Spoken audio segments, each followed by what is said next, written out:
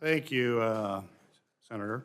Dr. Raman, I know some of my colleagues, including Senator Moreno from Ohio and others, have brought up the Manufacturing Extension Partnership Program to you and have discussed aspects of it.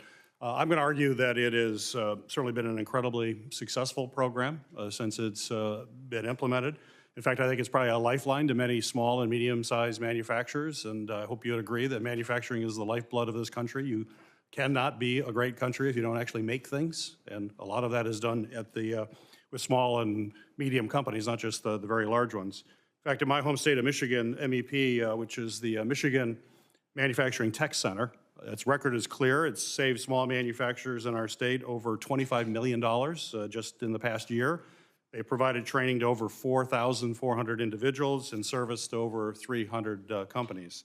Basically, they help companies, as you may know, adopt advanced manufacturing technologies that improve efficiency as well as cybersecurity and a whole host of emerging technology issues. They've created databases to help solve critical supply chain issues, do business consultations to help small businesses streamline their operations. They address skills gaps, recruit and retain talent. In fact, I even have a list here in front of me, just an idea of some of their classes that they offer. They have courses like leveraging AI for competitive advantage, AI for quality control and assurance, AI for supply chain optimization, and go on.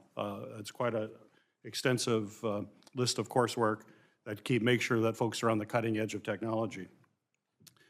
That's why, given all this and the success that we've seen, and I think in a bipartisan way, my colleagues have seen this in their home states, I've been confused as well as disturbed by this administration's repeated attempts to basically dismantle this program.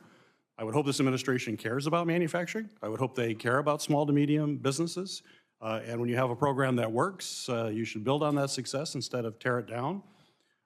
So fortunately, in response to these efforts, I'm happy to say that we passed bipartisan language in the most recent spending bill that directs NIST to ensure that all 51 centers are promptly and fully funded. And again, that was broad bipartisan support in the appropriations bill. So my question for you, sir, is if confirmed, will you commit to executing the MEP program as directed by statute without reorganizing or redirecting its funds to support other initiatives within the NIST? Thank you for that question, Senator. Like I said, I'm not in position yet, so I don't know necessarily about the changes that you're referring to specifically. There are no changes. We're funding these institutions. So you don't know the details. You're not there now. I get it. Right. So you don't understand the details, and I respect that.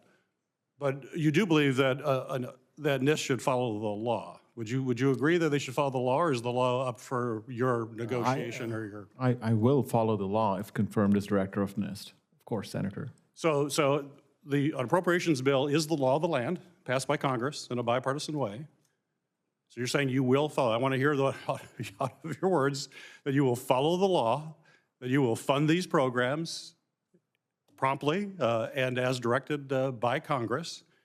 You don't get to second guess it. It's not about your personal views. I respect your personal views, but when you follow the law, you follow the law. You don't get a chance to do that. So I'll ask it again, if confirmed, will you commit to executing MEP program as directed by statute without doing any kind of reorganization or other kinds of fancy footwork to try to get around it?